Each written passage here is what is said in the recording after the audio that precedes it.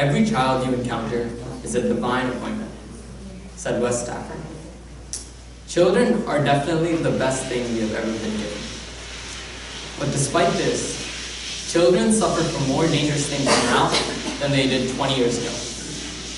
And some of these dangerous things are even promoted in today's society, such as fast food. Almost 11 million kids die every year. 93 million children live with disabilities on a daily basis. 43 million children worldwide are obese. First off, many children today suffer from disabilities that obstruct their health. 1 in every 7 kids in the US alone suffer from developmental disabilities. Clearly, disabilities are a serious and widespread problem. But despite this, many people believe that disabilities like ADHD and dyslexia are fake and are just the result of kids being lazy. This is false and ridiculous beliefs. My mom is a paraprofessional who works with kids that have dyslexia and ADHD on a daily basis. These kids actually suffer from things that impede their learning experience. You and me, we're able to learn with ease. We never had to overcome a challenge built in our DNA. We had all the tools we needed to learn.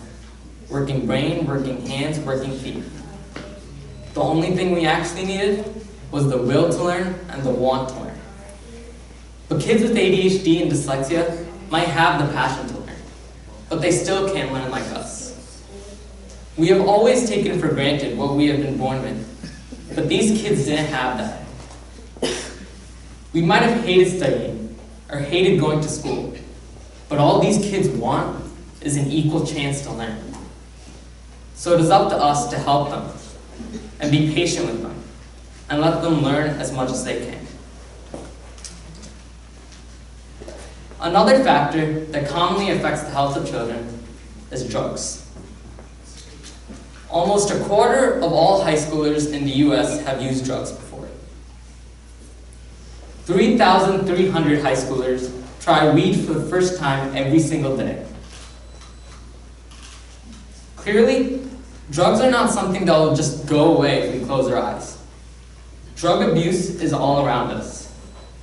I personally know of kids who have been caught taking drugs at my own high school.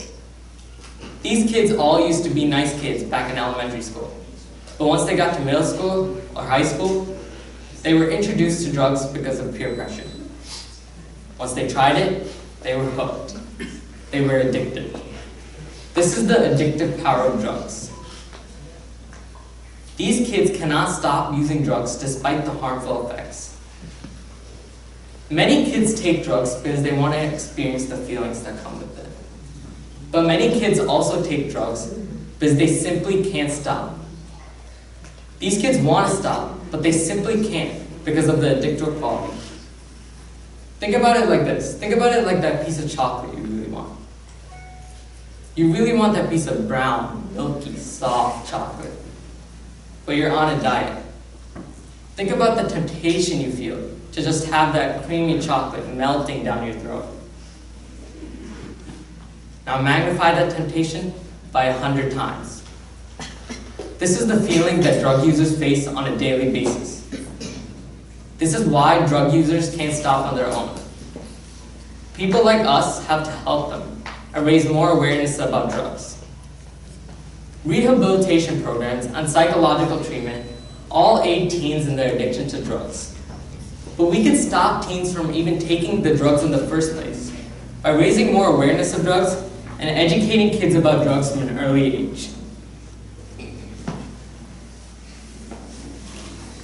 1/3 of all the kids in the US are obese. Obesity is a serious problem among today's kids. Today's kids get bombarded with ads about fast foods, and all they ever see on TV is commercials about McDonald's. I mean, think about it. Whenever I turn on TV, all I see is that yellow M and that famous line, "I'm loving it," along with the big, fat, juicy Mac. In fact, it has gotten to the point where kids know how to say McDonald's famous jingle but they don't know how to say the Pledge of Allegiance. As a result, kids' natural preference is to fast food. And with the creation of video games and TV, kids don't even go outside and get physical activity anymore. Instead, they just stay inside on their Xboxes and phones, all the while eating junk food. It is also important to understand that obesity doesn't just result in being fat. Obesity can result in higher blood pressure and can increase the risk of getting coronary heart disease. It is not a coincidence that coronary heart disease is the #1 leading cause of death for people in the United States. Obesity can be combated in many ways though. One way to combat obesity is by teaching kids about the harmful effects of drugs, and also teaching kids about nutritious foods that the kids should eat. This way, kids will be provided with a healthy alternative. Another way to combat obesity is by promoting physical activity. But then how do we personally help kids with obesity? How do we save children with drugs? How do we play a part in aiding children with disabilities? Well, I have the answer to all of this. There's a great organization called Elk Lodge. I first met Elk Lodge when I was in middle school. In middle school, I was awarded an award by Elk Lodge through my middle school. It was at this point that I decided to learn more about what Elk Lodge was and what it stands for. Elk Lodge centers around promoting children's health. It hosts various events to help children with disabilities.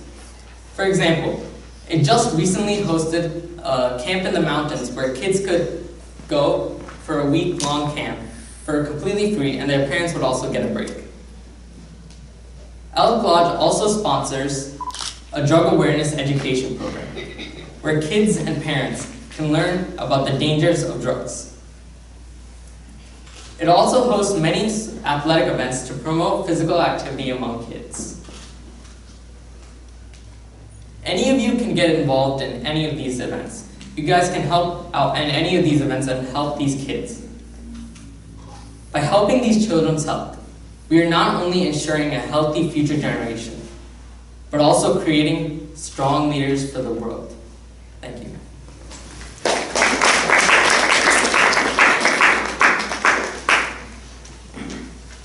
Do we have any questions for Alvin from the judges or Mr. Bender?